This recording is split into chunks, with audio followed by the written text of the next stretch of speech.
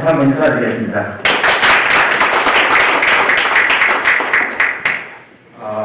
오늘 이렇게 과천시에서 우리 민주평통 사무위원님들 모시고 대화를 나눌 수 있는 기회를 갖게 된 것을 대단히 기쁘게 생각합니다. 오늘 아주 좋은 기회를 마련해 주신 신기정 회장님께 감사드립니다. 그리고 또 김정천 시장님, 그리고 또 제가 제가 이제 좀 마스크를 좀 벗도록 이렇게 하겠습니다.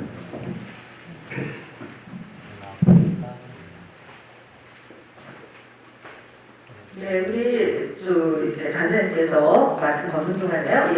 강연 이후 시간은 한강길 위원장님께서 진행해 주실 건데요. 원활한 진행을 위해 강연 후 질의할 사항은 테이블에 놓인 질문지에 작성하셔서 저희 진행팀에게 주시면 감사하겠습니다. 네, 그럼 소장님 말씀 드리겠습니다. 예, 제가 그 민주평통하고 인연이 깊습니다. 이제 해외에 있을 때 민주평통이 주최한 그 강연에 나가서 여러분 또 통일 관련해서 이야기를 또 전해드리고, 특히 10년 전에 독일에서 우리 민주평통 사무처가 독일 아데나워 재단하고 공동으로 세미나를 한 적이 있습니다. 그때 또 제가 참석을 해서 한국식 대표로 발제를 했었습니다. 그때는 국회에서 또 원혜영 의원하고 또 박영선 의원이 참석해서 독일 측 의원하고 또 대담도 나눴습니다. 조금 아까 이렇게 우리 시장님도 말씀해 주시고 또 그 시의회 의장님도 말씀해 주셨는데, 올해가 독일 통일 30년이 되었습니다. 30년 전인 1990년 10월 3일 독일이 평화 통일을 이룩하자 지구 반대편에 있던 우리는 30년이 지나면은 우리도 남북 관계가 좀 활발하게 교류가 이루어지고 또 한반도의 평화가 정착이 돼서 이를 토대로 지금쯤이면 아마 통일로 가는 길목에 있지 않을까 하는 우리가 기대를 가졌었습니다. 아쉽게도 그러한 기대가 이루어지지 않고 아직도 한반도에 긴장이 서려 있습니다. 그렇지만 우리는 이 긴장을 해소하고 남북 교류를 활성화해서 이를 토대로 평화 통일을 이루려는 노력을 꾸준히 해야 합니다. 아마 거기에 우리 민주평화통일자문회의가 큰 역할이 있지 않나 생각이 됩니다. 분단시 독일의 상황, 그리고 오늘날의 한반도 상황은 여러모로 다릅니다. 우리는 전쟁을 했고 교류가 없고 또 독일은 전쟁을 하지 않고 꾸준히 교류가 이루어졌습니다. 그렇지만 독일이 자유민주주의 체제에 의해서 이룩한 평화통일은 아직도 분단 상태에 있는 우리에게 여러 시사점을 주고 있고 또 우리가 참고할 내용도 많이 있습니다. 그래서 오늘 우리는 독일 통일 30년의 시사점과 한반도 평화와 통일, 이러한 주제를 갖고 여러분들과 함께 고민해보는 시간을 갖도록 하겠습니다. 여러분들이 아마 책을 하나 이렇게 아까 의장님께서는 미리 구입하셨다고 했는데, 제가 독일에서 와가지고 독일 통일이 20년이 지났는데 아직도 잘 모르고 있어요. 그래서 이것을 좀 널리 알려야겠다. 그리고 제가 독일에 있으면서 겐쉐무 장관이 통일에 직접 관여했던 사람들, 그 사람들을 만나서 메모를 한 게 있습니다. 그래서 그 메모를 토대로 또 여러 자료를 토대로 독일 통일, 한국 통일을 발간을 했고요. 그리고 이제 통일부에서 독일 통일 총서를 발간을 하는데, 제가 거기에 관여를 해서 외교 분야 18, 19 두 권을 제작을 했습니다.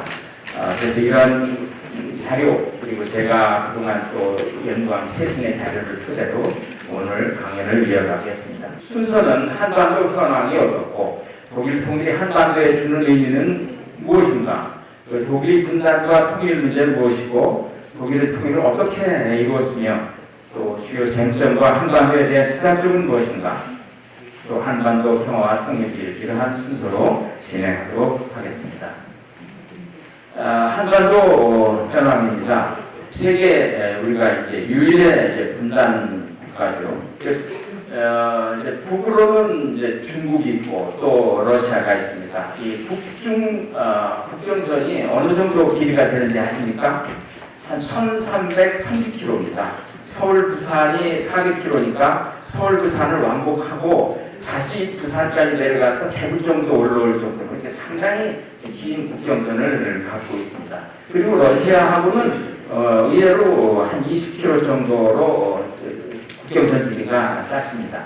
이 동쪽에는 또 이제 일본이 있고 또 지도상에 나타나지 않지만 저 태평양 건너 미국이 있습니다. 그래서 한반도는 주요 4강대국의 이해관계가 귀찮은 세계 유일의 곳입니다. 어느 것도 이렇게 네 나라의 이해관계가 귀찮은 것이 없습니다. 그래서 우리 한반도의 어떻게 보면 운명은 이 네 나라의 이해관계에 좀 달려있다고 할 수가 있습니다. 그것이 또 역사적으로 또 그렇게 증명이 되고요. 그래서 1945년 8월 15일 해방이 됐고 미국과 소련이 38도선을 경계로 한반도를 주둔을 했는데 그때는 일본군의 무장 해제 목적이었는데 그것이 분단으로 이어지게 이걸 수공 석조전인데 여기에서 이제 미국과 소련이 한반도에 단일 정부를 수립하기 위한 회의를 가졌지만은 두 차례 했지만은 실패를 했습니다. 그래서 부득불 남한에서 단독 선거에 의해서 대한민국 정부가 수립이 됐습니다. 지금은 없어진 중앙청 건물에서 대한민국 정부가 수립이 됐고 또 9월 9일 북한 정권이 수립이 된 데다 그리고 50년에서 53년까지 6.25 전쟁이 일어나면서 분단이 공고화되었습니다. 분단의 현장을 한번 이렇게 보면은 이게 이제 철원 근처 비무장 시대고 또 판문점에서 이거는 또 10년 전이죠. 연평도 포격이 있었고 또 이것은 남북 이산가족 상봉장면인데 작별 상봉 때 북한의 아버지가 눈물을 흘리자 남측의 딸이 손수건을 꺼내서 닦아주는 모습입니다. 이러한 가슴 아픈 일이 더 이상 한반도에는 이제 일어나지 않도록 해야겠죠. 그래서 우리 과제는 남북 교류를 활성화해서 한반도의 평화를 정착하고 평화 통일을 이룩하는 것이 우리의 과제다. 그러면은 독일 통일이 우리에게 왜 의미가 있는가? 환경도 다르고 사정도 다른데 그렇게 우리가 생각을 할 수 있지만은 우리에게 시사점을 많이 주고 있습니다. 우선 우리에게 소중한 통일의 사례라는 것입니다. 베트남과 예멘이 통일을 했죠. 제가 또 베트남에도 근무를 했었습니다. 베트남은 전쟁에 의해서 또 공산주의에 의해서 통일을 이루고 왔기 때문에 월남 사람들이 굿피플로 많은 사람들이 월남을 탈출을 했고 또 남아있던 사람들도 상당한 어려움을 겪었습니다. 그래서 우리는 독일이 이룩한 평화 통일을 통해서 우리 한반도도 통일을 이루게 통일이 중요하지만은 반드시 전쟁만은 막아야 된다. 이것이 이제 독일 통일에서 우리가 얻는 교훈이라고 할 수 있고 또 북한 주민의 동의를 얻는 통일이어야 된다. 우리만의 입장을 갖고 있는 통일이 아니고 또 독일이 우리는 이제 베를린 장벽의 붕괴에 대해서 통일이 됐다 이렇게 생각을 하지만은 베를린 장벽이 붕괴된 이후에 아주 어려운 과정을 겪어서 통일을 이룩했습니다. 영국, 프랑스, 소련이 반대를 하는 가운데 그 반대를 외교력을 통해서 해소하고 통일을 이룩을 했습니다. 그래서 이제 우리도 통일이 어렵다. 왜? 북한이 핵무기를 갖고 있다. 또 북한하고 중국하고 유대 관계가 아주 강한데 이 중국이 우리한테 통일을 하라고 할 것이냐? 많은 사람들이 그렇게 생각을 하죠. 그리고 또 이 동아시아에서 미국과 중국의 또 전략적 경쟁을 하고 있기 때문에 우리 통일이 어려워. 많은 사람들이 그렇게 생각을 합니다. 그런데 이 독일은 우리 한반도보다도 더 통일이 어렵다고 했습니다. 빌리브란트가 1989년 서울에 왔었습니다. 그때 피난민들이 동독 피난민들이 서도로 넘어오는 중에 이때 이제 질문을 하니까 사람들이 한반도의 통일이 먼저 되고 독일 통일은 그 다음 될 것이다. 그런데 그 사람이 돌아가서 2주 만에 베를린 장벽이 붕괴됐습니다. 그만큼 독일 통일을 어렵게 봤는데 독일 통일을 이룩했습니다. 그래서 우리가 이런 어려움이 있어도 우리는 통일을 할 수 있다는 그러한 희망과 그러한 그 자신감을 잃지 말아야겠습니다. 그리고 또 사례가 사실상 상당히 우리에게 도움이 되는 사례가 많이 있습니다. 동독준이 이제 대규모로 서도고 이주를 했는데 우리 통일 과정에서도 북한 주민들이 남쪽으로 넘어올 겁니다. 그러면 우리는 어떻게 할 것이냐? 또 독일이 통일을 이룩하기 위해서 평화적으로 이룩하기 위해서 주변국들의 지지를 얻기 위한 외교를 했는데 그럼 우리 한반도는 어떻게 우리는 할 것이냐? 또 동서독 간에 그 화폐 통합을 이룩하고 사회 통합을 하고 경제 통합을 했는데 그럼 남북 간에 지금 화폐를 어떻게 통합을 하고 경제 사회 통합을 할 것이냐? 또 통일 비용 문제. 이 통일 비용 문제도요. 독일 통일이 있기 전에는 아무도 비용 얘기를 하지 않았어요. 우리는 우리의 소원은 통일. 이게 뭐냐면 가슴으로만 생각해요. 가슴으로만. 정서적으로만 생각을 했죠. 논리적인 아니라. 그래서 독일 통일을 통해서 통일 비용이라는 건 통일에 비용이 따르는구나. 돈이 따르는구나를 독일 통일은 우리에게 알려줬습니다. 그러면 독일 통일 비용 때문에 어려움이 많이 없었다고 하는데 그럼 우리는 어떻게 해소를 하느냐? 이 독일이 교훈에서 우리가 알 수가 있고 또 몰수된 재산 문제가 있어요. 제가 이제 강연 나가면 이 문제를 가끔 가다가 질의를 하는데 독일에서 소련군이 4년 반 동안 동독을 점령을 했었는데 이때 토지를 몰수를 했어요. 그러면서 이제 통일 과정이 되니까 이제 토지 몰수된 사람들이 내 땅 빌려달라 이렇게 했는데 그러면 우리도 마찬가지예요. 북한에 소련이 진주를 해서 북한 당국에 의임을 해서 토지를 몰수를 했어요. 그러면 통일이 될 때 이 사람들이 그 토지를 다시 달라고 할 때 우리가 어떻게 할 것이냐. 이게 독일의 사례가 다 있고 또 아직도 30년이 지난 동독주민들의 갈등 문제가 있는데 이걸 우리를 어떻게 풀어나가야 하냐. 이런 것 그래서 우리가 독일 통일이 다 잘 된 건 아닙니다. 실수도 했어요. 그래서 잘된 점은 우리가 받아들이고 잘못된 점은 한반도에서 다시는 그러한 실수가 되풀이 하지 않도록 하는 것이 우리가 독일 통일에서 배우는 진정한 교훈입니다. 또 유산점과 다른 점을 한번 보면은 분단 장사국이 문제이면서 또 국제 문제다. 독일도 동서독이 문제였고 또 국제 문제. 우리 한반도도 남북한의 문제이고 또 국제 문제입니다. 그래서 다른 점은 독일의 경우는 동서독 합의만으로 통일을 할 수가 없었어요. 주변국 영국, 프랑스, 소련, 미국이 네 나라의 승인이 있어야만 통일이 가능했어요. 그래서 우리는 그런 합의만 된다면은 남북한에 통일을 할 수가 있는. 다만 우리가 평화적 안정적으로 하기 위해서 주변국의 협조와 지지가 필요하죠. 그런데 이제 동독은 베를린 장벽이 무너지기 전까지는 통일을 원하지 않았어요. 따로 살자. 이제 뒤에 또 나오겠지만은 그리고 지금 우리는 이제 북한이 핵무기를 갖고 있고 또 지속적인 교류가 없다. 조금 아까 시장님께서도 말씀을 해주셨죠. 남북한 간에 교류가 없다. 이것이 이제 독일하고 우리하고의 차이점이죠. 자, 그러면 이제 잠시 독일이 그런 분단이 어떻게 이루어졌고 통일 문제를 어떻게 생각을 했는지 한번 이 차례에서는 이제 퇴방을 했는데 여기에 이제 독일에 가보신 분이 알겠지만은 중간에 이제 브란덴부르크 문이 있습니다. 베를린 상징이면서 또 독일의 상징. 이것이 이제 전쟁 태만 2개월 전, 1945년 5월에 독일이 항복을 했는데 3월에 못습니다. 3월에 벌써 베를린이 완전히 파괴됐어요. 그래서 전쟁이 끝나고 이제 독일 문제를 처리하기 위한 포스탄 회담이 제치리안 호프에서 열렸어요. 베를린에서 한 25km 정도 떨어졌습니다. 왜 그러냐면은 왜 베를린을 놔두고 여기에 있냐면 베를린이 아까 본 것처럼 완전 시내가 초토화됐어요.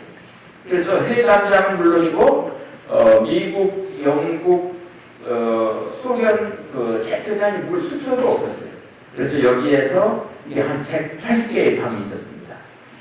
여기에서 회담이 열렸는데 이게 이제 회담장입니다. 아직도 여대로 이게 제가 작년에 가서 촬영을 했는데 여기에 이제 세 나라 국기가 있고 여기에 이제 영국의 애틀리, 미국의 트루만, 소련의 스탈린이 모여서 회의를 했죠. 처음에 영국 대표로 처칠이 왔었는데 처칠이 그 해 있던 총선에서 져서 노동당 대표가 이제 왔습니다. 그래서 이제 그 포츠담 협정에 통해서 나치와 공주의 이렇게 했는데 우리가 이제 관심 있는 거는 지금 그 원래 이제 독일 영토가 지금 저 노란색까지 그 노란색까지도 다 이제 독일 영토였었습니다. 그런데 이 전쟁이 독일을 응징하자 이렇게 해서 이제 여기까지가 이제 다 이렇게 독일 영토였습니다. 그런데 전쟁이 끝나고 이제 스탈린이 주의로 여기를 떼서 폴란드에 주자. 그런데 미국하고 영국이 반대를 했어요. 그런데 소련이 워낙 2차 대전에서 피해가 많아서 할 수 없이 들어줬습니다. 그런데 떼어줬지만 그래서 국경선은 나중에 결정하자. 우선 관리하도록 하고. 그리고 이제 여기에서 이 문제가 많이 됐죠. 이제 독일 주민들이 이제 폴란드, 체코 이쪽 지역에 거주하는 사람들이 이쪽 그 본토로 이주하는 중에 한 250만 명이 죽습니다. 추위, 굶주림, 병으로. 그리고 넘어온 사람들이 일부는 이제 좀 나이가 들었거나 이런 사람들은 못 넘어왔죠. 이 통일 과정에서 우리 통일이라는 건 뭐냐? 그 잃어버린 땅도 찾는 것이 통일이 아니냐? 그래서 저거를 계속 요구를 합니다. 그래서 이제 독일도 말로는 4대국이 일정 기간 우리가 점령을 하고서 독일을 자유국가로 만들자 이렇게 합의를 했어요. 그런데 소련하고 동독 지역에서는 이 자유국가 수립을 원하지 않았어요. 분단을 하자. 그러다 보니까 이제 이쪽에서 이제 빨간색 칠은 이제 소련 점령 지역인데. 그러다 보니까 계속해서 그러면은 이제 우리가 점령을 할 수 없고 그래서 노란색 칠한 그 서방 점령 지역 제일 밑에는 그 미국, 프랑스, 영국이 점령해요. 여기에서 그러면 이쪽 지역만이라도 국가를 수립하도록 하자 이렇게 해서 기본법이 만들고 독일연방공화국 수립이 되게 그래서 10월 7일에 소련 점령국에서 동독시대가 분단이 됐어요. 그래서 일자상으로 보면은 이 동독이 서독이 먼저 수립해서 할 수 없이 우리가 수립했다 이렇게 얘기를 할 수가 있는데 사실은 점령할 때부터 1945년 5월 8일 점령할 때부터 별도의 국가를 수립하기로 마음먹었었어요. 우리 한반도도 저도 보면은 물론 그때 이제 우리가 국내 인사들이 정치인들이 좀 더 잘했으면 단일국가를 수립하지 않았느냐 하는 것도 있습니다. 그렇지만은 그때 과연 소련을 이 주장을 물리치고서 과연 한반도에 단일국가를 수립할 수 있었느냐 하는 것은 좀 더 연구를 해봐야 하지 않나 싶습니다. 그래서 이제 동서독 관계가 이제 49년에 이제 수립이 됐는데 이때는 이제 통일보다는 자유를 우선하고 동독을 인정을 하지 않았어요. 그래서 이제 우리가 잘 아는 할슈타인 도크린을 썼죠. 그러다가 빌리 그란트가 총리가 되면서 동독의 존재를 인정을 하게 됩니다. 근데 이제 국제적으로도 대탕구 환경이 됐었죠. 그러면서 그렇게 이제 동독을 인정을 하는데 동독에서 요구가 뭐냐면 국가도 인정을 해달라. 근데 서독에서 너 국가는 아니다. 너와 나는 특별한 형태의 관계다. 그래서 특별한 형태의 관계라고 이렇게 합니다. 그래서 72년 12월 동서독 기본조약을 체결을 하고 교류의 토대를 마련을 했죠. 그래서 우리 남북 관계를 보면은 남북 기본 합의서에 잠정적으로 형성되는 특수관계, 우리 남북한 관계가 지금 특수관계입니다. 이게 이제 지금 독일에서는 특별한 형태의 관계, 이게 좀 비슷하죠. 그래서 이제 빌리 브란트가 이제 동독 왼편이 동독 총리입니다. 정상회담을 하면서 커피 브레이크를 하면서 이제 대화를 나누는 모습이고, 그러면 이제 동독의 당면 문제가 뭐냐면은 아까 이제 그 동독의 한가운데 베를린이 있는데, 예를 들면 지금 편하게 생각하시면 평양이라고 생각하고 그 지역을 다시 네 나라가 나눠서 점령을 하게 됩니다. 그래서 이제 동쪽은 소련이 점령하고 남쪽은 미국, 영국, 프랑스가 점령을 하게 되는데, 이게 전체가 이제 동독이죠. 그러다 보니까 동독 주민들이 이게 전쟁이 끝나서 이제 우리가 좀 편안하게 살려고 했는데 그게 안 되는구나 해서 많은 사람들이 소련으로 넘어오게 됩니다.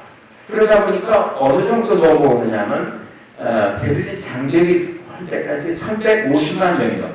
그러니까 1년에 한 22만 명 정도가, 이게 매년 22만 명의 도시가 사라지는 거예요. 이러다가 보면은 동독이 존재가 없어지게 돼요. 그래서 할 수 없이 이것은 특단의 조치를 해야겠다. 그래서 8월 13일 날 장벽 건설을 시작을 했는데, 처음에는 그렇게 이제 철조망을 갖다 놨어요. 그러던 것이 이렇게 그 장벽을 쌓아가지고 그 앞에도 이제 건물들이 있었는데 다 허물고, 왜냐하면 탈출을 못하게 하기 위해서. 그래서 그 앞에는 그 순찰도로 초소를 만들어 놔서 탈출을 못하게 했습니다. 그럼에도 불구하고 많은 사람들이 탈출을 하다가 숨졌는데, 그러면 소련에서는 저렇게 추모 십자가를 갖다 놓고, 그래서 베를린 장벽이 무너질 때까지 140명이 숨졌습니다. 총에 맞아서. 그리고 3,000명 정도가 탈출하다가 다시 잡혀가지고 다시 감옥에 있고, 또 탈출한 사람들도 일부 있고, 요거는 이제 제가 외교부에 들어가서 하이델베르 때 연수를 하면서 베를린 세미나를 참석을 했을 때입니다. 그래서 지금 이런 모습은 없는데, 이제 오른편이 있던데, 그 편이 바로 베를린 장벽입니다. 그 옆에 뭐냐면 독일어로 써놨는데, 그 영어로 이제 warning, you are living now West Berlin. 그러니까 지금 이 답을 넘어가면은 동대입니다. 그거를 독일어, 영어, 불어로 이렇게 쭉 써놔서 긴장감을 이렇게 했습니다. 다행입니다. 제가 이때 여기를 가보고서 동서독 저희가 83년입니다. 지금부터 37년 전인데, 이게 동서독 관계가 이렇게 되는구나. 그래서 제가 동서독 관계에 관심을 갖게 됐었습니다. 지금은 다시 이런 장면을 가질 수가 없어서 한번 가지고 나왔습니다. 그러다가 이제 1987년 6월에 레이건 미 대통령이 소련을 방문을 합니다. 저 뒤에는 이제 방탄유리를 해놓고, 그 관계는 이제 베를린 장벽이고 동독입니다. 여기에서 이런 연설을 합니다. 여러 가지 연설을 했어요. 미스터 고르바초프, 오픈 디스 게이트, 브란덴부르크 문을 열어. 미스터 고르바초프, tear down this wall. 이 베를린 장벽을 부셔버려라. 근데 옆에 지금 있는 사람이 폴 총리인데, 그 사람 해보게 보기는, 지금 저 사람들이 세우는 장벽을 안 부시겠다는데, 이 부시라고 하니 이게 도대체 말이 되는 얘기인가. 그렇게 했는데 2년 2개월 만에. 그래서 정치인들의 어떠한 그런 선별이냐, 그런 예방이 남다르다 하는 것을 폴 총리 해보게 보면은 그리고 이제 독일인들이 생각은 뭐냐면 아까 제가 빌리브한테 얘기했죠. 통일이 거의 불가능하다. 왜? 그래서 저도 이거를 여러 사람들한테 물어봤어요. 당신들 왜 그렇게 통일을 생각하지 못했느냐? 왜 준비를 못했느냐? 그랬더니 우리가 통일을 생각하지 못했다. 여러 사람들한테 이렇게 물어봤더니 우선 소련이 절대로 동독이 통일되도록 버려두지 않을 것이다. 동독을 끝까지 갖고 있을 것이다. 이게 이제 우리 중국이 북한을 갖고 있는 겁니다. 그리고 이제 아까 얘기했죠. 400의 승인을 받아야 했어요. 통일을 하려면. 그런데 갑자기 가서 미국한테 가서 우리 통일할 때 서명 좀 해주세요. 소련한테 가서 우리 통일할 때 서명 좀 해주세요. 이게 안 되죠. 그리고 반대를 했고, 그리고 동독이 아까 얘기했죠. 강하게 반대를 했어요.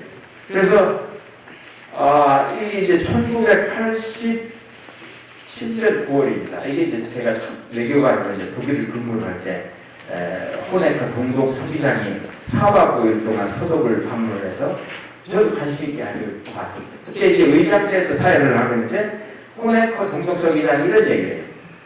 서독, 제발 우리 보고 통일하자고 하지 말라. 우리 동독이 사회주의과로 성공했다. 우리 동독만큼 사회주의과 어느 국가가. 그리고 이런 얘기를 합니다. 서독의 자본주의, 우리 사회주의는 물과 길과 같아서 합쳐질 수가 없다. 그러니 통일하지 말라. 그러니까 많은 사람들이 낙담을 하게 됩니다. 이게 참 통일이 어렵구나. 그래서 제가 그때 이제 연구소에 있던 분이 저에게 그런 얘기를 했어요. 우리 독일은 통일이 어려울 것 같다. 그러니까 독일은 한국은 나중에 준비를 잘해서 통일을 해서 남북한이 잘 살았으면 좋겠다. 이런 얘기를 연구소에 있던 분이 저한테 했었는데 독일은 또 통일을 하고 그래서 이제 이분이 누구신지 아시죠? 헬무트 슈미트 총리입니다. 빌리 브란트가 보좌관 간첩 사건 때문에 물러나고 바로 이제 뒤를 이어서 총리가 된 겁니다. 이분이 이런 얘기를 했어요. 언젠가는 우리 동서독 주민들이 한 지붕 아래 사는 날이 올 것이다. 언젠가는. 그러나 내 생애에 베를린 장벽이 무너지리라고는 전혀 생각을 못했다. 그러니까 통일은 자기가 죽고 나서 언젠가는 되겠지. 그렇지만 내 생애에 베를린 장벽이 무너지는 것을 절대로 보지 못하고 죽을 것 같다. 그런 거를 2005년에. 근데 이분이 장벽 무너지는 것도 보고 통일도 봤습니다. 이게 그만큼 어렵다. 자, 그러면 제가 이제 어렵다는, 그리고 어렵다는 통일을 어떻게 했느냐. 어떻게 갈등은 정말 또 의도치 않게 이렇게 왔습니다. 1989년에 가을에 동독 주민들이 탈출을 하게 됩니다. 그래서 고르바초프가 등장한 다음에 이제 폴란드, 헝가리가 개혁을 하는데 동독에서는 개혁을 안 했어요. 그 동구권 중에서 고르바초프에 반대한 사람이 동독의 호네커, 북한의 김일성이었어요. 그러다 보니까 주민들이 이제 이 체제에 대해서 거부를 하게 돼요. 왜냐하면 바로 이에 따라 폴란드도 개혁을 하고 헝가리도 사회주의를 버리겠다 이런 얘기를 하고 있는데 동독은 옛날하고 똑같이 나갑니다. 그래서 두 가지 형태로 정황을 하는데 하나는 서독으로 탈출입니다. 1989년에 34만 명이 됐는데 여기 지도를 보면은 프라하, 체코에 있는 서독 대사관의 모습입니다. 이 서독 대사관에 이 사람들이 누구냐면 동독 주민들이에요. 서독으로 보내달라. 여기에 집들, 또 앞들, 사무실, 복도, 이런 데 아주 빽빽하게 한 4,500명 정도. 되게 젊은 사람들, 어린 나이도 있고. 그래서 식사 문제도 어렵죠. 이게 4,500명 정도를. 거기다가 그런데 이게 만약에 위생 문제가 누구 하나가 아프거나 춥다 이렇게 하면 병균이 또 오는 거예요. 급히 이 사람들은 이제 어떻게 해야 하는데 서독에서는 소련, 동독, 체코하고 협의를 해서 이 사람들을 그 사이 서독으로 데려갑니다. 그러다 보니까 다음 날 빠져나간 다음 날 다시 또 이만큼 더 찼어요. 그 사람들을 또 다시 데려왔습니다. 그래서 이제 그 동독 주민들이 그래서 서독은 이때 오려고 하는 사람들을 전부 다 데려갔어요. 그래서 처음에는 김강인가 내가 체코 가면 서독으로 갈 수 있을까 하던 사람들이 하나둘 탈출을 행해했는데 이러다 보니까 이제 동독의 붕괴가 빨라진 거예요. 70%가 이제 젊은 사람들이 기술자인데 예를 들면은 철자가 많다 보니까 출퇴근에 이제 교통이 10분마다 뭐 기사가 있어야 하는데 기사가 없어지니까 15분, 20분 병원에 가도 의사도 없고 간호사도 없고 공장도 뭐 한 30명이 돌려야 하는데 여기 한 20명이 오니까 공장도 돌리는 것도 어렵고 그러다 보니까 동독의 붕괴가 가속화됐습니다. 이제 한 팀은 서독으로 탈출이고 두 번째는 나는 탈출하지 않겠다. 동독에 남아서 이 동독이라는 나라를 꼭 바꾸고 말겠다.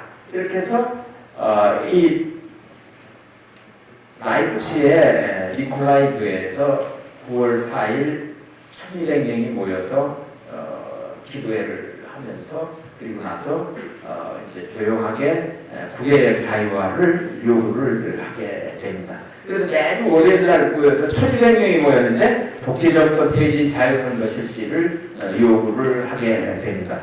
그리고 1989년이 40주년, 동독건국 40주년인데 이 40주년 때인 10월 7일 또 대규모 시위가 일어나요. 그리고 또 10월 9일 월요일인데 저녁에서 시위가 일어났는데 이 라이프치히에서 1200명으로 시작을 했는데 9월 4일, 10월 9일에 7만 5천 명으로 늘어났어요. 그래서 동독에서 이제 시위를 해산하기 위해서 3만 5천 명을 동원을 했는데 너무너무 많아서 유혈 충돌이 일어날까봐 진압을 하지 못했어요. 그래서 호네커 소비장이 퇴진을 했는데 개혁을 하지 않는 거예요. 그러다가 할 수 없이 11월 4일 대규모 또 시위를 하는데 이게 동네를 인해서 한 70만이 모여서 시위를 하게 되니까 개혁이 불가피합니다. 그래서 11월 9일 우리가 잘 아는 국외 자유화 조치를 했다. 그래서 누구든지 신청을 하면은 해외로 갈 수 있다. 이게 목적이 뭐냐면은 제발 가서 도망가지 말고 서독으로 가지 말고 갔다가 며칠 좀 지내다가 다시 동독으로 돌아오라는 요지입니다. 이게 언제든지 왔다 갔다 할 수 있도록. 그래서 이제 그날 저녁에 베를린 장벽에 올라가서 이렇게 그전에는 접근만 해도 총을 쏘았는데 이렇게 이제 환희의 기쁨을 나누고 있죠. 그러고서 이제 그 주 말에 이렇게 장벽을 허물어서 많은 동독 주민들이 서독으로 이렇게 서해를 왔고 그리고 이제 장벽이 붕괴돼서 독일 문제 해결이 가능하게 됐다. 그래서 이제 독일 베를린 장벽이 무너지니까 이제 콜총이라는 사람이 통일 계획을 발표를 하게 되는데 3 내지 5년에 걸쳐서 점진적으로 가약을 통일을 하겠다 이렇게 합니다. 그런데 이 주변국에서 가만히 있겠어요? 이제 소련 고르바초프는 뭐냐면 유럽에 독일, 동독과 서독이 있는 것이 역사적인 현실이다.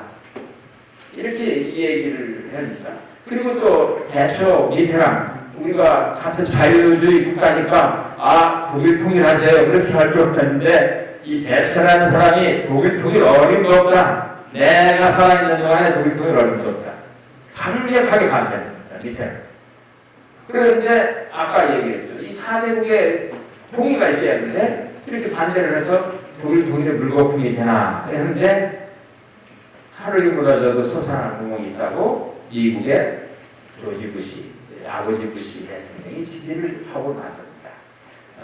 다만 통일된 독일이 국제서양 조약기구 나토의 잔류를 해야 한다.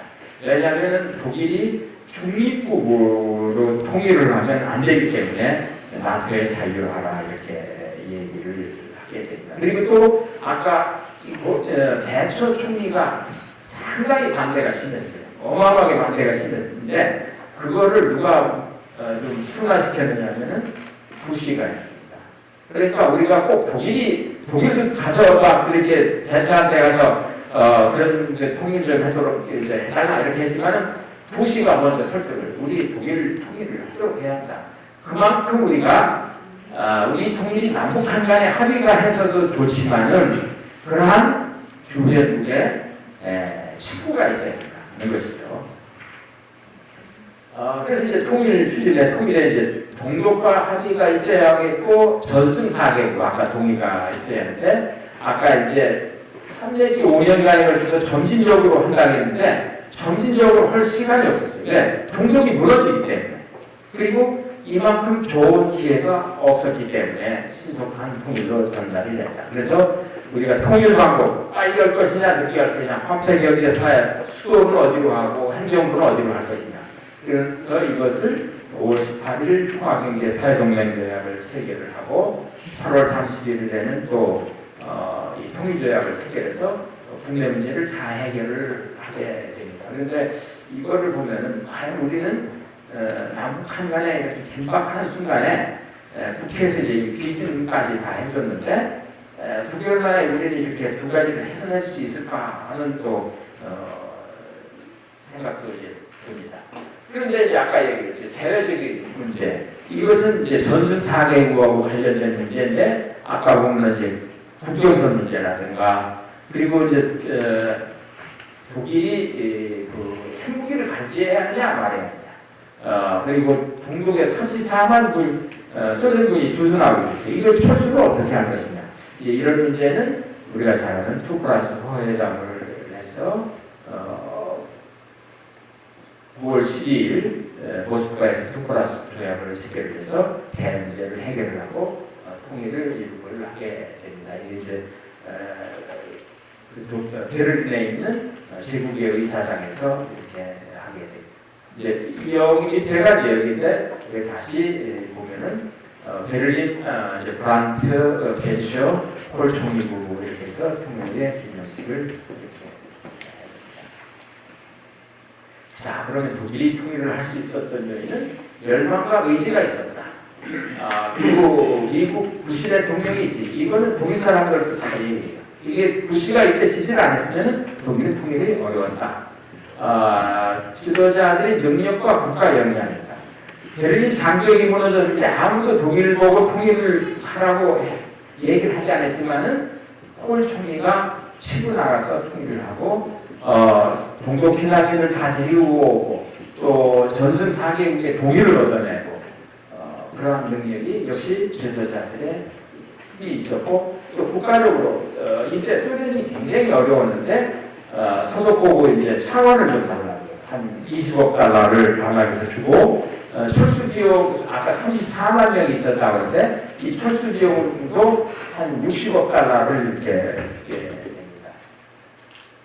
그래서 이제 제가 독일에 있으면서 그동안에 이제 겐스 외무 장관이 이제 그 16년간을 했었는데 이 사람들하고 이제 그 여러 차례 하고 여기 팅켈 또 독일 연방하고 독일 대통령 또 제가 민주평화 통일 독일에서 방문을 하고 이것이 아까 제가 했던 베를린에서 민주평통기관 사무처하고 제가 발표할 때고 이것은 제가 이제 그 2년 전에 4년 전이요 퇴직을 하고 나서 베를린에서 심포지움에 참석해서 발표를 했습니다. 그래서 지금 이제 조금 빨리 하도록 하겠습니다. 이제 주요 쟁점이 그럼 뭐냐? 의회 소재지 문제가 있었다. 그래서 동독에서는 그 정부의 소재지로 베를린을 요구를 했었는데 그래서 1996년 연방 하원이 베를린을 소재지로 결정을 했다. 그래서 제국의회 의사당 그리고 또 이렇게 총리실로 되어 있고 그래서 한반도의 시사점은 그러면 이제 통일 당시 통일을 할 때 이제 서울을 우리가 수도로 하겠다. 그러면 북한에서는 그러면은 정부를 평양에다 두자 아니면 의회를 두자 뭐 이렇게 얘기를 하는데 우리가 항상 잊지 말아야 할 것은 의회하고 정부 청사하고는 같이 붙어 있어야 돼요. 지금 우리가 세종시가 이제 정부만 내려가서 상당히 이제 부정으로 이제 그 낭비가 심한데 항상 같이 이렇게 해야겠다.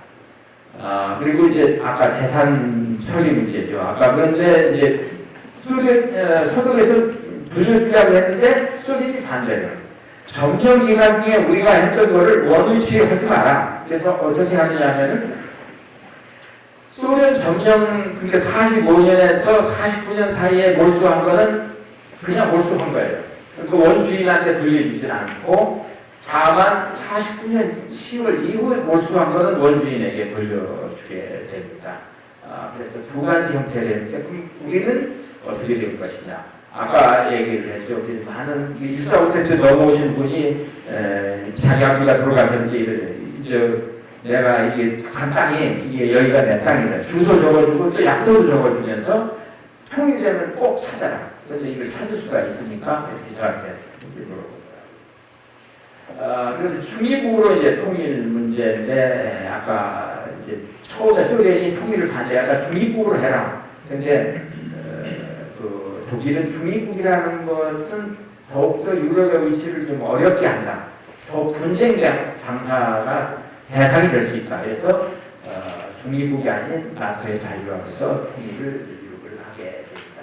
이제 통일 비용 아까 얘기 나왔죠. 그래서 한 20년 동안 3,000조 원을 쓴 것으로 나오는데 가장 많은 비용이 동독 주민의 보험 드는 거예요. 실업보험, 의료보험, 그리고 신탁점 결손 비용이 이제 사유화 문제 그리고 고속도로 건설 뭐 이런 거는 사실상 반 돈이 들지 않아서 전체적으로 볼 때 동독이 외국의 세무사관, 경제지원 이런 거 처음에 이제 통일 비용을 짓게 하다가 나중에 이제 그만뒀어요. 왜 그러냐면은 자꾸 통일 비용을 하다 보니까 소득 주민들이 왜 자꾸 우리 돈으로 지원해 주느냐. 그래서 동독 주민들은 아니 우리가 같이 통일을 했으면은 이제 한민족인데 왜 우리가 그러시냐? 그리고 서독 지역의 노인들한테 주는 그 경로 보조금은 그 예산으로 주고 우리한테 주는 거는 통일 비용이고 서독 지역의 고속도로 정비하고 넣는 거는 그냥 일반 예산이고 우리한테 동독 지역에 도로 넣는 거는 통일 비용이냐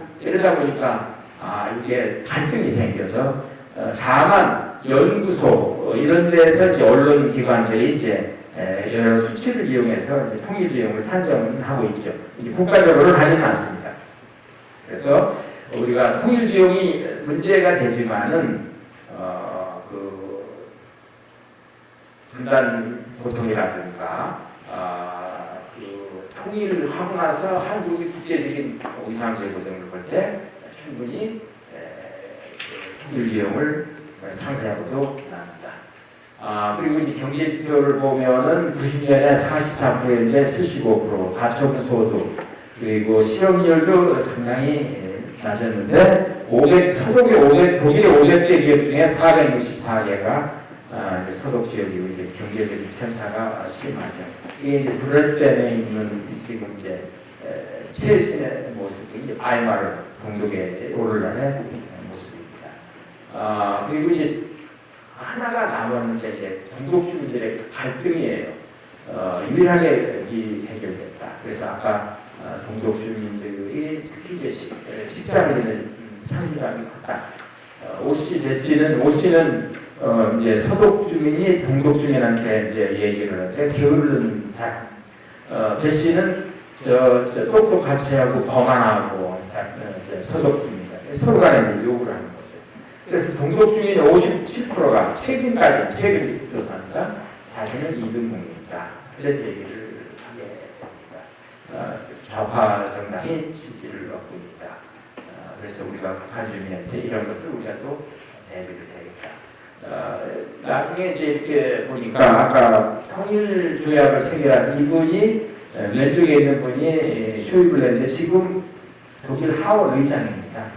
휠체어 타고 다니는 이분이 얘기하기를 동독과 합의보다도 서독 내 합의가 더 어렵다. 우리도 아마 그럴 것 같아요. 여당, 야당, 또 시민단체, NGO, 또 각종 그래서 우리도 이런 것을 좀 대비를 해야겠다. 그리고 이제 한반도 평화와 통일로 하는 게 마지막입니다.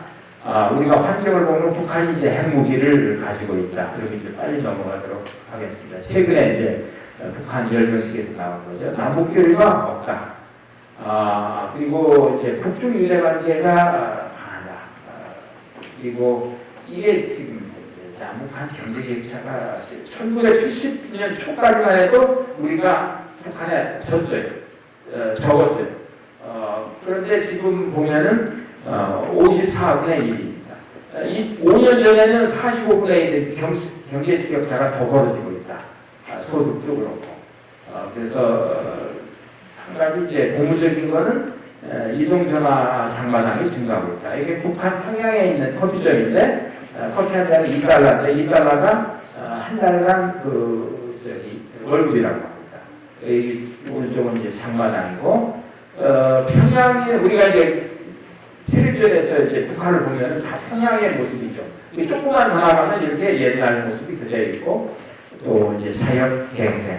지금 이제 충분히 정부에서 물자를 나눠줄 수가 없기 때문에 스스로 알아서 하도록 하자. 3대 요소는 의지가 있어야 하고 역량. 우리가 통일하겠다고 하는 마음만 가지고는 안 되죠. 역량이 있어야 되죠. 내가 요리를 잘하겠다. 의지만 갖고는 안 돼요. 자꾸 그걸 해봐서 요리를 잘할 수 있는 실력을 갖게 하고 또 지도자의 의지와 능력이 상당히 중요하다. 골총이라든가 비스마르크. 북한에 우리가 변화가고 김정은이 없어지고 또 다른 변화가 있면 통일이 되겠나? 이거는 망상입니다. 없어져도 또 새로운 시대가 들었습니다. 그런데 그러한 기회를 우리가 어떻게 활용을 하느냐, 아니면 지금 체제에서 어떻게 남북한 관계를 잘 이끌어가느냐, 국가 지도자의 능력에 달려있다는 말이죠. 변화를 또 이끌어내야겠다. 지금 이제 비핵화를 이룩을 해야겠고요. 그래서 완전한 비핵화가 지금 어렵지만은 비핵화에 이탈하지 않도록 계속 우리가 노력을 해야겠고, 그리고 인도적인 교류를 통해서 꾸준히 교류를 확대해야겠다. 이사학 가족 만남이라든가 신생아, 어린이 산후를 지원을 하고 환경, 보건, 스포츠 교류를 또 이렇게 해야겠다. 이사학 가족, 또 평양에서의 전동 무시하겠다. 그런데 문제가 북한이 이런 인도적인 교류를 좀 나섰으면 좋은데 이런 교류를 또 원하지를 않고 있습니다. 이게 또 하나의 문제죠. 우리가 이제 북한 주민의 인권에 관심을 갖고 있어야 한다. 우리가 북한 정권을 요구하려는 것이 아니라 인권이라는 것은 보편적인 가치입니다. 지금 수용소에, 강제 수용소에서 한 10만에서 15만이 갇혀 있다고 합니다. 지난번에 제가 이제 탈북 여성한테도 얘기도 들었고 그랬는데 처음에 탈북하다 붙잡혔는데 그 전에 그러면 막 구타를 많이 당한답니다. 근데 두 번째 이제 붙잡히니까 그때 이제 반응 얼굴은 때리지 마라 뭐 이런 얘기잖아요. 그런데 예를 들면 15만의 사람이 수용되어 있는데 이 사람들이 10만 원을 줄였다. 그럼 5만 명은 그만큼 어떻게 보면은 제한된 속에지만은 그래도 고통을 면한다. 이것이 바로 또 우리가 북한 주민한테 할 수 있는 것이 아니다. 그래서 지금 자꾸 북한 김정은을 전단을 보내서 욕을 하는 것도 뭐지만은 사실상 그 욕보다는 북한을 어떻게 변화시키느냐. 그래서 우리가 제가 볼 때 우리 트로트도 막 그 드라마 이런 거를 봐야 나중에 한 남한을 넘어와서 조금 남한 사회를 이해할 수 있고 갈등도 해소를 할 수가 있는 거죠. 또 우리가 북한을 잘 알아야 한다. 동독들이 동독을 잘 몰랐었어요. 그래서 그 경제 정책을 수립할 때 상당히 어려웠었다. 그래서 우리가 다양한 정보를 가져야 된다. 예를 들어 인도 우리가 65세 이상의 기초연금 같은 걸 어려운 사람이 있는데 그러면 통일할 때 북한 중에 65세 이상이 몇 명이냐 대략 50만이나 100만이나 이런 걸 갖고 있어야 기억이 나는데요. 어린이는 어떻게 되느냐. 그 전력은 자체적으로 어느 정도 할 수 있고 또 학교나 이런 것들은 어떻게 되느냐. 또 식량은 또 어느 정도 자체 조달이 되느냐. 다만 그런데 북한이 이런 자료를 공개를 하지 않아서 어려움이 있는데 그래도 꾸준하게 우리가 자료를 좀 해서 축적을 해야겠다. 이렇게 하면은 우리가 실수도 줄이고 통일 위험도 줄이게 됩니다. 상실감이 대비하겠다. 북한이 일제 해방에 대해서 일제 강점기를 벗어나서 바로 소련 점령하고 지금 이렇게 체제에 있기 때문에 자유민주주의를 경험한 사람이 아무도 없어요. 그래서 이 사람들을 어떻게 포용을 하고 우리하고 동질화하도록 하느냐, 이게 참 어려운 문제죠. 이런 프로그램을 좀 만들어야겠다. 그래서 우리가 북한 이탈리아인들한테 좀 배려를 하고 관심을 가져야겠다. 33,700 여성이 72%입니다. 여성들이 많고 또 나이 학력은 중졸이 많고 출신은 평양보다는 한국, 그러니까 두만강, 안덕강 이쪽 지역에 많은 사람들이 오고 있다. 그래서 북한에서 온 분들이 이제 그 체제에서 경쟁 체제도 아니고 그러니까 약간 게으르고 조금 적응을 못하고 할 수도 있어요. 그래서 그런 것을 우리가 이해를 해줘야겠다. 다만 요즘 이제 새로운 젊은이들이 대학도 가고 대학원도 가고 또 외국에서 박사학위도 받아서 이렇게 활동하는 분들도 있습니다. 그래서 우리가 이 사람들이 적응을 잘 못하고 좀 행동이 좀 느려도 우리가 좀 이해하고 포용하는 그런 자세를 가져야겠다. 그리고 북한의 전통 문화를 보존을 해야겠다. 제가 이렇게 보니까 이제 이게 좀 신호등이 좀 다르죠.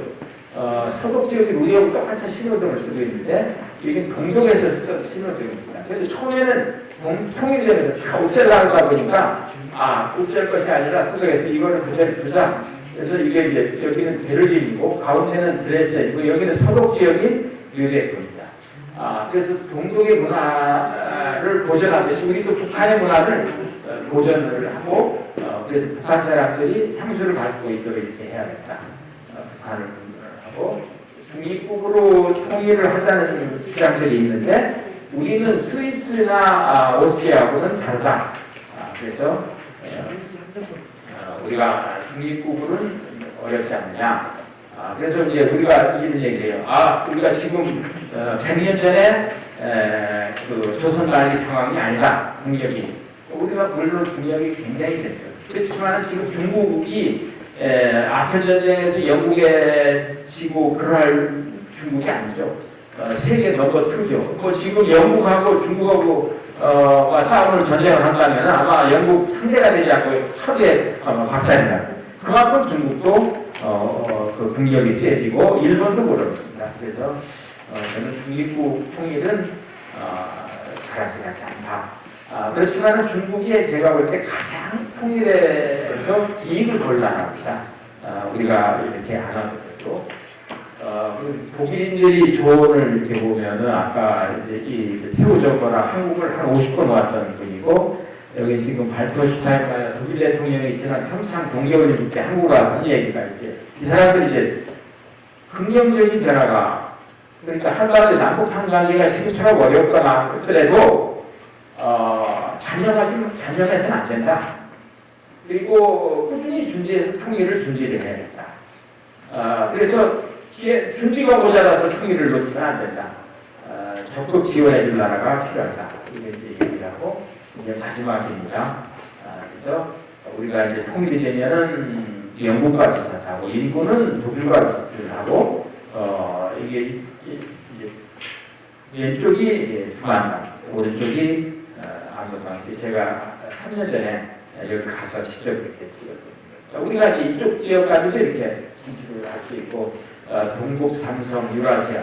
저는 통일이 되면 아주 많은 사람들이 이 동북, 삼성 이런 데로 진출을 해서 아마 사업을 하는 사람들이 상당히 많을 것으로 이렇게 봅니다. 그래서 성장 동력도 제공을 하고 각종 사업 분야에서 활성화가 됩니다. 그래서 어려움이 따르고 기억이 들지만 통일은 축복이다. 그래서 저는 통일을 반드시 본다. 여러분 장시간 감사합니다.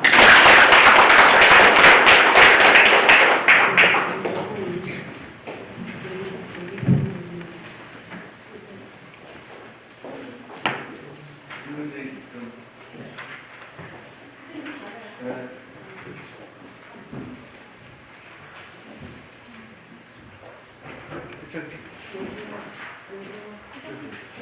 안녕하십니까. 한만입니다. 시간이 지금 한 20분 정도 남아있는 것 같습니다. 우선 손성long 소장님 북의 통일 그리고 한국 통일에 대해서 말씀을 해주셨는데 무엇보다도 독일 통일의 과정을 상세하게 이해하는데 많은 도움이 된 것 같습니다. 우리에게는 너무도 교훈이고 정말 부러운 그런 대사인 동북의 통일 우리가 많이 오늘 배우는 기회가 됐고요. 우리가 무엇을 승진해야 될 것인가 하는 데 대해서 좀 새롭게 생각할 수 있는 그런 시간이 되는 것 같습니다. 먼저 질문을 좀 몇 가지 드리겠습니다. 세 분이 지금 질문을 받았는데요. 우선 그 독일 통일 이전에 동서독과는 게 특히 동서독의 교류 현황에 대해서 좀 알고 싶다 하는 질문이 있었고요. 무엇보다도 아까 시장님도 인사말에서 말씀하셨지만은 독일 통일에서 우리가 교훈으로 받아들여야 할 것이 동서독의 통일 이전에 교류가 아닌가 생각합니다. 그런데 우리는 너무 교류가 좀 단절되어 있죠. 한때 지난 2000년을 시점해서 금강산 관광이라든가 개성공단이라든가 또는 북한 여러 가지 경제 교육 많이 활성화됐었는데 최근 들어서 모두가 중단되고 언제 될까 하는 아직도 좀 불투명한 전망입니다. 이런 가운데서 동서독의 교류 현황이 우리에게는 상당히 큰 시사를 주는 것 같습니다. 이런 첫째 질문이었고요. 두 번째 잠깐 하고서 어떨까요? 그게 더 이거 그래서 세 분만 먼저 하겠습니다. 첫째는 교류 현황이고요. 두 번째 최정혁 선생님이 질문하시는데 독일은 동서독이 합의하에 평화적인 통일을 이룩하였습니다. 독일이 통일한 지 30년이 지났는데 동독 지역 주민들이 느끼는 심리적인 갈등 문제가 아직도 해결되지 않았다고 했습니다. 그 원인이 어디 있는지 있다고 보시면서 두 번째 동독 지역의 심리적 갈등 문제 두 번째 문제입니다. 그러면 우선 이 두 질문에 대해서 간략하게 먼저 말씀을 해주시기 바랍니다. 우선 동서독 교류 현황을 문의를 해주셨는데 분단시 서독이 가장 중점을 뒀던 것이 이 교류 문제입니다. 특히 교류 중에서도 인적 교류입니다. 그래서 이제 그 베를린 장벽이 세워지기 전에는 조금 서독 분들은 동독을 좀 이렇게 비자를 받아서 갈 수가 있었는데 장벽이 세워지고 나서 상당히 제한을 받았는데 동독과 협의를 해서 아까 동서독 기본조약 같은 걸 체결을 해서 그 동서독 교류를 원활하도록 했죠. 그런데 특히 중요한 것이 뭐냐면 서독 주민들이 동독 가는 건 큰 지장이 없었지만 동독 주민들을 가급적이면 많이 서독으로 오도록 이렇게 했습니다. 그렇지만 이것은 동독 정부 소관 사항이기 때문에 그래서 동독 정부에 처음에 65세 이상 연금 받는 사람들을 해당으로 해서 이제 서독으로 이렇게 오도록 이렇게 허가를 했습니다. 그래서 이제 서독에서는 이 사람들이 오면은 이제 비용 같은 것이 이제 들기 때문에 1인당 그 100마르크, 그 당시 100마르크를 환영비라고 해서 이렇게 줬습니다.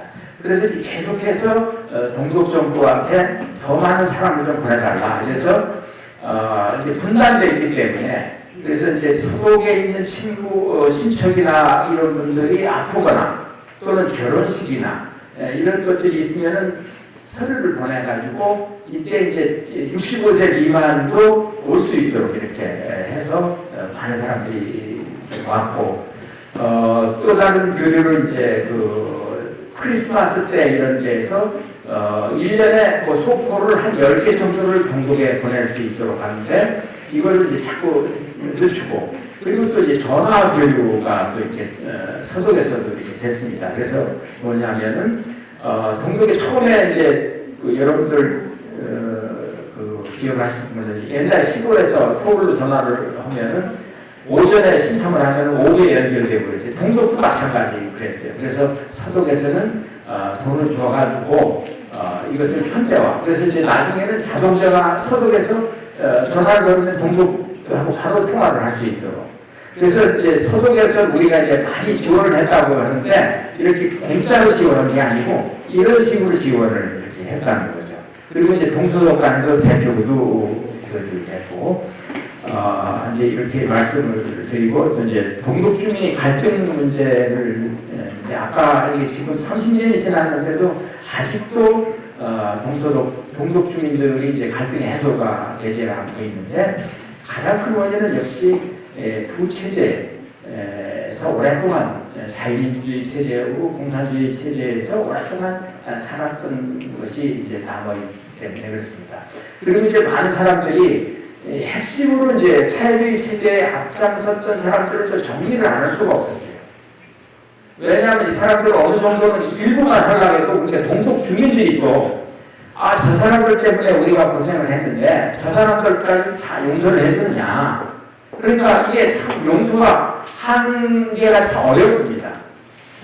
그래서 이제 분위로 말하면 예를 들면 장성급 또는 이제 밑에 영관급이라도 의관급이라도 뭐 보안부나 이런 사람들한테 정리를 했고 또 검사들 외교관들도 몇 사람만 떼놓고 동독외교관은 뭐 한 20-30명 정도 떼놓고 전부 바꿨어요. 왜 그러냐면 사회주의 공산주의 체제를 옹호하던 사람들을 갑작스럽게 또 자유민주주의 체제에 옹호한다는 게 어렵죠. 그러다 보니까 이렇게 배제된 사람들이 이제 억울하게 됐고 또 가장 중요한 거는 실업 문제입니다. 제가 83년에 그 동독을 갔는데 동독 안녕 이런 얘기예요. 이 실업자가 없는 낙원 연구를 환영합니다. 왜냐 그러다 보니까 모든 사람들을 고용하려다 보니까 실업자를 없게 하는 거예요. 통일하다 보니까 자유주의 체제는 뭡니까? 경쟁이죠. 열심히 일해야만 살아남는. 그러다 보니까 그리고 기업을 그렇게 다 할 수가 없어요. 그렇지 않으면 정부에서 어마어마한 돈을 지원을 해줘야 하는데 그럴 돈도 없고 그러다 보니까 자연히 실업자가 많이 생겨서 이제 차이가 나는 거예요. 너는 직장에 다녀, 너는 직장에 없어. 그러다 보니까 통일은 그래서 굉장히 좋은데 그 광탈감, 상실감 때문에 이제 그런 갈등 문제가 여태까지 있는 거예요. 그래서 우리는 아까 얘기한 대로 이제 우리가 좀 북한 주민들이 남한을 좀 더 잘 알도록 하고 그 직장 문제가 굉장히 좀 어려울 것 같아요. 그거를 어떻게 우리가 가난한 많은 사람들한테 직장을 갖도록 이렇게 하느냐. 이것이 이제 우리의 또 하나의 중요한 또 과제라고 봅니다. 고맙습니다. 제가 손 소장님의 책을 먼저 좀 며칠 전에 저도 받아서 읽어봤습니다. 그 가운데서 이 동서독 교육 중에서 이런 부분이 있더군요. 예를 들어서 1987년도 한 해만 해도 동독 주민들이 서독을 방문한 사람들이 509만 명이랍니다. 한 해에 동독 주민들이 509만 명이 서독을 방문했다고 하는 건 대단히 많은 숫자이죠. 저도 이제 이 분야에 연구하면서 이 청소년 학생들 교육 현황에 대해서 전에 제가 좀 살펴봤던 기억이 있거든요. 말하자면 동독 학생들 서독으로 수학여행을 초청을 하는데 수학여행에 드는 모든 비용을 서독에서 다 지원을 했고요. 그리고 이제 동독으로 자기 집으로 돌아갈 때는 선물 비용까지 줘가지고 그러면 동독에 여러 가지 이제 기념품이나 물품들을 사가지고 자기 집으로 돌아갈 수 있게 그렇게 지원한 그런 사례들을 많이 이제 볼 수 있었거든요. 그렇기 때문에 무엇보다도 우리가 정말로 이제 절실한 통일 이전에 서로 남북한이 상호 좀 교류가 절실한 문제가 아닌가 이런 생각을 다시 한번 하게 됩니다. 질문지를 제가 이제 대충 봤는데요. 제일 관심이 많은 부분이 역시 이제 그 국제사회 주변들의 이 지지와 협조 이걸 어떻게 얻어낼 것이냐 하는 데 대해서 이제 질문들이 많이 있는 것 같습니다. 문희옥 교수님도 그 어떤 국가에서 반대하고 어떤 국가에서 협력할 것입니까? 이 문제를 어떻게 해결해 나갈 것이냐로 어떤 질문을 주셨고요. 최선 교수님도 특히 중국과 일본, 러시아의 설득 어떻게 할 것이냐. 이거는 이제 현재의 문제와 결부시켜서 탈북자들이 이 동안과 남북과 인근에 많이 있는데 이들을 우리가 어떻게 좀 데려올 수 있는 방법을 중국과 함께 중국이나 러시아와 함께 해결할 수 있는가 하는 그런 질문을 같이 했는데 이 문제도 결국은 큰 틀에서는 중국과 러시아의 문제를 주변 국가가 어떻게 설득하고 우리의 어떤 평화와 통일을 이끌어내는데 그 협조를 얻어낼 것이냐 하는 그런 문제라고 봅니다. 그리고 신기정 회장님 특히 이제 미국 동서독 통일을 하는데도 미국의 부시 대통령이 지지해서 결국은 연구까지도 대수수단까지 설득을 했다 하는데 그게 이제 국제관계에서 상당히 결정적인 기기가 아니었나 생각을 하게 되죠.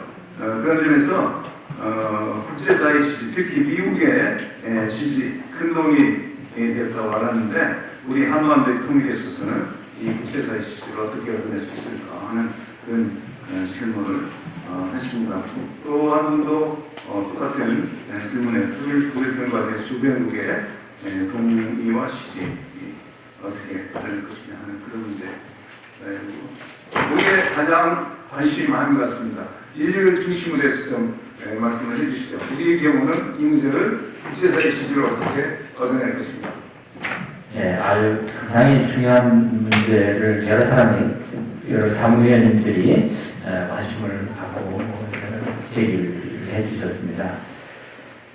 이게 참 국제사회 지지를 얻는다. 굉장히 참 어렵고 힘든 과제입니다. 지금 대외적으로는 지금 4개국이 사실상 통일을 반대한다는 중국마저도 한반도가 그 안정 속에서 이루어진다면 반대하지 않겠다. 말은 그렇거든요. 그렇지만 속셈은 다 그렇지는 않죠. 그런데 아까 말씀드린 대로 독일의 사례도 있었지만 우리가 남북 한강만의 통일을 합의로 이뤄서 한다면 상당히 또 참 그렇게 더 혹시 이상적인 통일이 없죠. 그렇지만 현실은 그러하지 않습니다. 예를 들면 지금 현재 남북한 간의 통일을 하려고 해결될 문제가 상당히 또 많고 그러면 그 과정에서 또 북한 같은 경우는 이제 군부의 반발 같은 걸 또 어떻게 해소를 할 수 있을 것이냐. 그래서 우리는 합의도 중요하지만은 이 한반도 아까 말씀드린 안정적으로 이 총이 안 쏘고 평화적으로 어떻게 통일을 할 수 있느냐 하기 위해서는 역시 국제사회의 지지가 필요 불가피하다. 그래서 저는 볼 때 사개국 중에서 그 미국의 지지가 역시 우리가 투자를 해야 하지 않겠냐. 그래서 우리가 뭐 미국을 좋아해서 미국을 그래서 이런 차원이 아닙니다. 우리도 이익을 얻어야죠. 우리가 이익을 얻기 위해서는 누군가 하나는 친구를 가져야 합니다. 아까 그 통일 당시 독일 외무장관을 했던 게저 장관이 제가 한 6-8번을 만나는데 그분이 계속 항상 하는 게 친구를 많이 가져라. 친구를 많이 벌라. 그래서 저는 우선 미국을 우리 통일에 확고한 그런 동반자, 지지를 할 수 있도록 이렇게 확보를 해야 되겠냐. 물론 독일도 미국도 내면적으로는 통일을 원하는 세력이 있고 또 그대로 분단 상태를 유지하는 세력도 있습니다. 그렇지만 그건 우리가 이제 외교로 해결할 문제고 미국 쪽은 아마 이렇게 지지를. 그런데 이제 중국이 문제인데 사실상 저는 끝까지 중국이 통일에 선뜻 나서지는 않을 것 같아요. 그래서 저는 소련과 비슷하게 환경이 통일로 가는다면은 이제 맞지 못해서 그럼 더 이상 이제 반대를 하면 어렵기 때문에 그때 이제 중국이 통일을 하지 않을까. 제가 2012년인가요? 중국 우리와 같은 경우는 이제 국정원 같은 기관의 교육원의 한 교수가 이런 그때 얘기했어요. 우리가 한반도 통일을 계속 반대만 할 게 아니라 한반도 통일에서 우리가 무엇을 얻을 수 있는가를 중점을 두고 봐야겠다. 그러니까 반대를 해서 자꾸 중국에 대해서는 거부감을 가질 게 아니라, 근데 이 사람이 이제 그런 발언을 해서 좀 좋지 않게 됐는데, 지금 중국이 한반도 통일을 반대해서 저는 가장 이익을 많이 얻으려고 합니다. 우리가 코로나 바이러스가 이제는 일주일에 수백 편이 중국어인데 저는 통일업을 하면 몇천 편으로 늘어나고, 아까 말씀드린 대로 동북삼성에는 아마 한국 사람들이 가서 이 동북삼성을 변화시킬 것 같아요. 경제를 발전시키고. 그래서 가장 이익을 보려는 중국이다.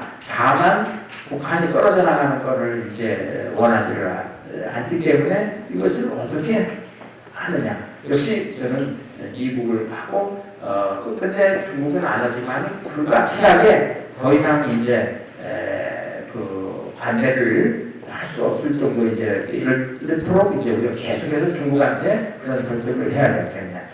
그리고 이제 4개국 중에서 가장 그래도 통일의 전향적인 입장은 의외적으로 러시아입니다.